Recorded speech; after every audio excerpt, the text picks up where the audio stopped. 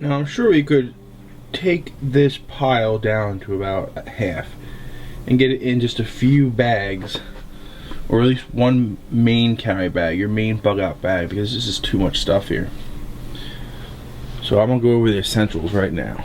I have two main bags. I have a book bag, which will be my primary emergency bug out bag. That's the one bag that has everything that's absolutely essential. The second bag, this tan duffel bag, will be all the non-essentials. Well, they're still essential, but they're secondary essentials.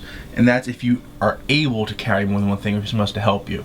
But if you just have to bug out quickly, the book bag is the main bug out bag, because you can put it on your back and you don't have to be hindered by anything in your hands. Your hands are free to move. Here's the hard part, is that as you can see, we have two different sides here, and they're very close in the middle, because some things you want to bring with you, but it all depends on how much room you have in your pack and how much weight you can carry.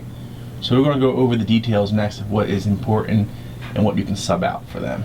For the primary pack, we went with thin landscaping gloves because they will keep your hands warm enough and allow you to handle rough objects like rocks and sticks, whereas the secondary pack will hold the winter gloves, which will keep your hands warm in snow and heavier, colder conditions. But since they take up more room, they go in the secondary pack. A 5mm 6x8 foot tarp, which is small enough to fit in your pack, but big enough to cover a human body, to keep it out of the rain, keep it off of a wet floor. And we also have 3 survival blankets, emergency survival blankets, these like Mylar ones that will reflect your heat back to you to keep you warm. And 2 trash bags, 55-gallon large ones, in case you have to put your stuff in the bag to keep it from getting wet, or you have to whatever, cover something up. It's small enough that you can use the plastic for all kinds of things, make a poncho out of it, whatever. And in the secondary bag, we're going to put 3 more of these emergency blankets. In the primary bag, we're going to put a standard pillowcase, and on the inside, rolled very tightly, is some regular like cushion foam wrapped in plastic wrap to keep it small and compact. This will act as your pillow. You can open it up and make it bigger if you need be. But see, one thing, when you're bugging out, if you need to lay your head down, having a soft surface to lay your head down can make all the difference in getting sleep and not getting sleep. So that's why this is going in the emergency pack. It's small to fit in there. In the secondary pack, we have the rest of the set. We have another green sheet, a bed sheet cover, and the fleece type of stick. The fleece will keep you warm. That's for extended periods of time if you have somewhere to go with it. For the primary pack, we're going to go with the LifeStraw, because it can filter out a minimum of 1,000 liters, 264 gallons. And that can be used in almost anything. Even, they said, even like a puddle of like stagnant water, it'll be fine to clear that water out. So because that's small, compact, and reusable, it can produce a lot of gallons of water. That's going in the emergency pack. Just below a gallon of water is going to go in the secondary pack, so it's ready to make in case you're in a dry, arid area. As far as cutlery goes, and these type of tools, emergency pack, we're going to go with 1 large semi-serrated and straight edge blade, as you notice, with a full tang, so it's the strong, it won't break on you all down to the bottom. That one you can put in the seat and put on your belt loop, so it's ready to go handy. Throw it off an attacker. Then a little tiny little mini knife that you can just keep as a backup, throw it away if it gets dull. And a hatchet for chopping wood and other types of things. In the secondary bag, we're going to go with a couple more throwaway blades, or just use them, they get dull, throw them right away, get rid of them. And another full tang blade with a little bit of paracord on it. I mean, it doesn't really need it, but it's always good to have redundancy to have a backup in case something happens. Alright, water storage. For the primary pack, we're going to go with 1 standard military issue plastic canteen with an aluminum carabiner on it that you can use for anything. And it keeps it cool if it's in this pack, so it doesn't get too heated for you. And then we have an aluminum canteen as well. I would like to hopefully replace this aluminum canteen with a stainless steel one.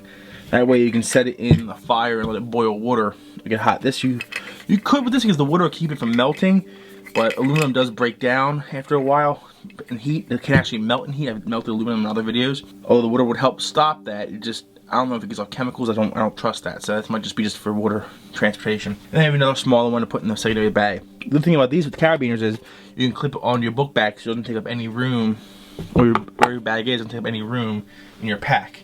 That's the reason for these guys. In the emergency pack, we have your toiletries and your things you need, like toilet paper, some napkins, combs, pens, talcum powder, or baby powder also known as, pad paper, some toothpaste, some gum that doesn't help with your teeth. Things that could help make your life better while you're out surviving. Also, a little mini travel bottle of shampoo and conditioner all in one. Then a little bag of medicine here. We have like Tums, which doubles as not just antacids, but as calcium supplements. We have toothpicks.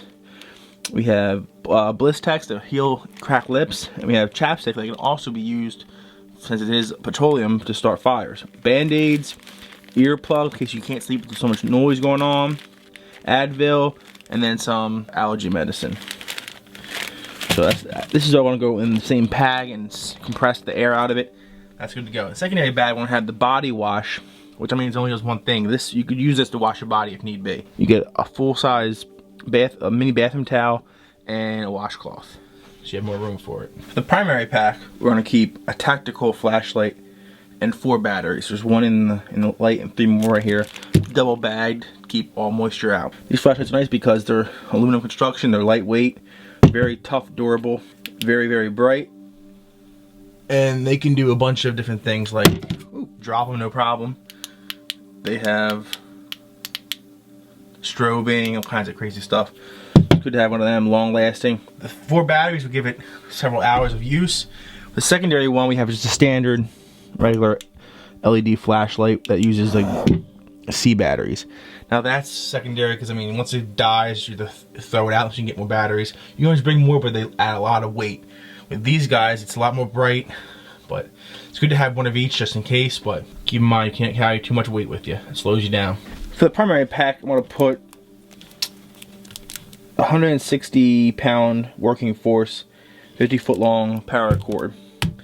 Keeping the wrapper so it's just tightly compact as is. A couple zip ties used for anything.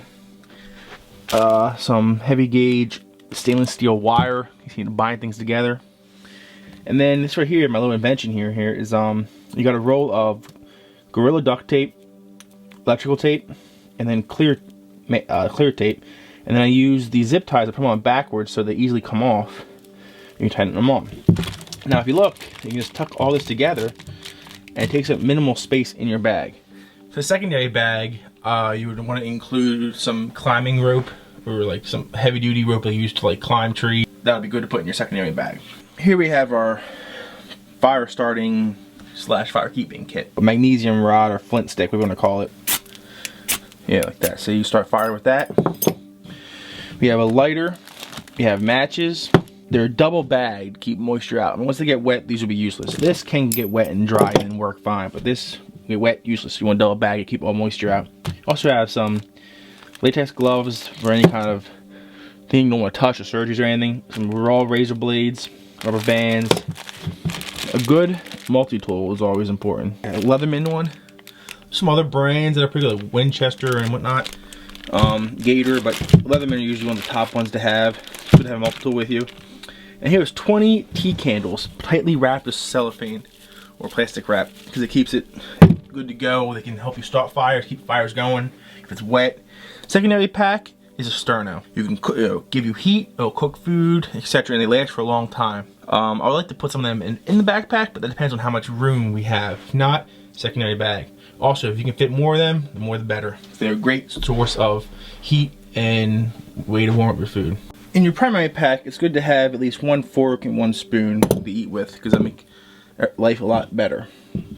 Your secondary pack, you can put some extended tongs to work with the fire, wooden spoon, even a ladle.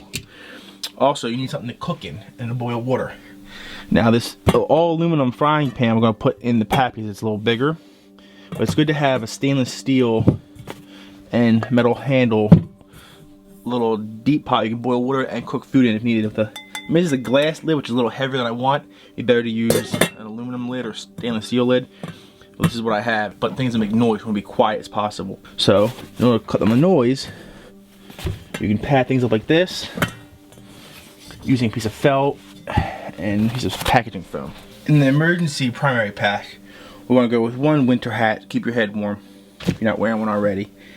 And then just a regular camouflage t-shirt in case you need to hide out. You want to look as hidden as possible. That's all you can fit in the pack. In the secondary pack, we have a bag here. It's a Kevlar bag. We get from the post office. Helps keep things dry and clean.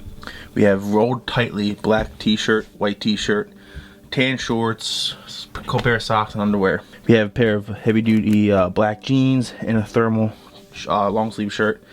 And these hospital socks in case your socks get wet, you need something thicker or warmer. We also have a fleecy wool lined thermal hoodie, sweatshirt, and some ski goggles. Depending on the time of the year, you might not even need to have them in your pack. If you live in a hot climate, or if it's in summertime, it might be useless.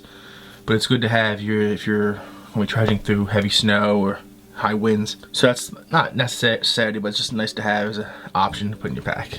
In your emergency pack, I use this little Altoid casing to hold a little emergency fishing kit with the bobbers, some artificial lures, a couple of yards, several yards of fishing string, hooks, weights, everything needed to go fishing. Secondary kit, I have some heavy-duty black fishnet nets. You can use any color you want. I just happen to have black. Mine are approximately 2 feet by 8 feet, which might seem useless, but if you almost like a gill net set up in the creek, be able to catch stuff in it that way. It might be better to go with a throw net, probably a better way to go.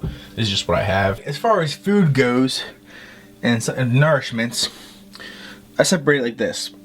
I have a couple MREs, meals ready to eat. You can get them from like those food storage companies or freeze dried. They're convenient because you can just throw boiling hot water or just even warm water in them and eat them. I have tea bags, lightweight, easy, just gives you that boost of oomph and feeling of home, make you stay better. I have alfalfa sprouts, which you can put in a mason jar or even in a bag with a little bit of water, and in a couple days to a week, you have edible sprouts. Any time of year, almost. I mean, if it's freezing cold, it might not grow as well, but they don't even need to be in light. They can be in complete darkness and they still grow. So that's definitely a plus to have these.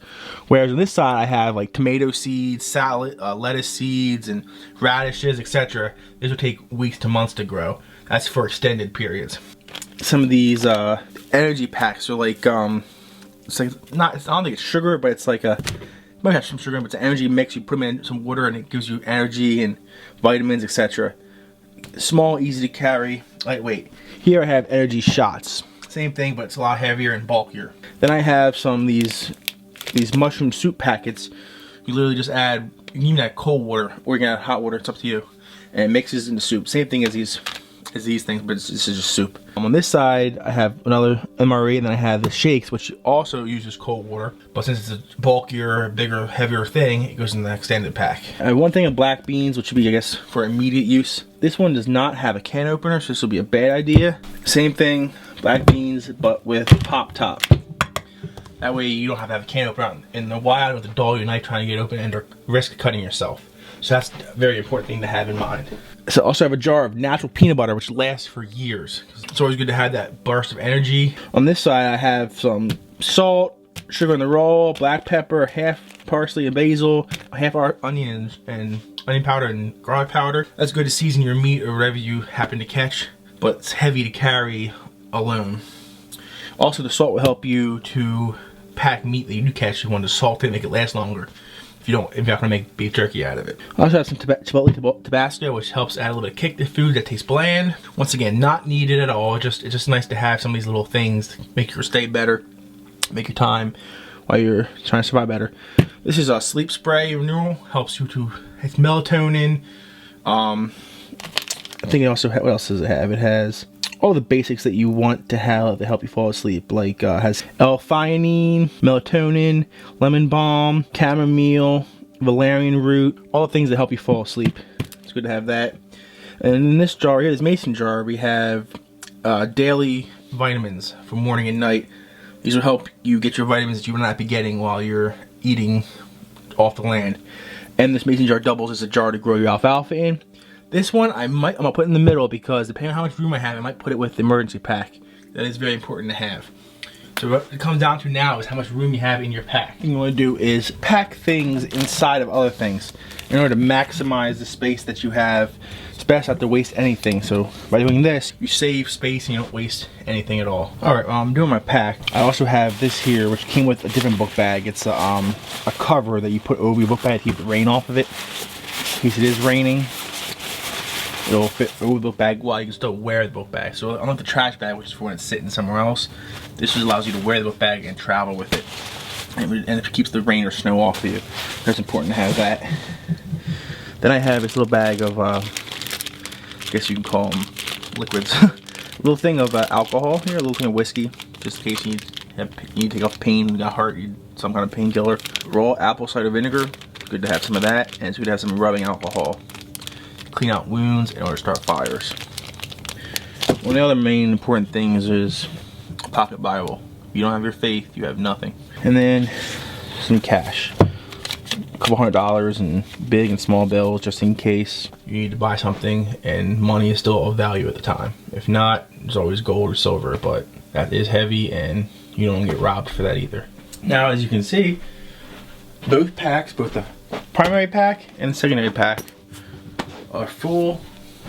Both packs are ready to go. The good thing is that with the secondary pack, there's a hand strap, and then there's also these straps. You have double redundancy, the ability to carry your pack. The book bag pack, we have the hatchet on the side, held up by these extra straps, and your tactical light and your gloves ready to go on this side for quick access.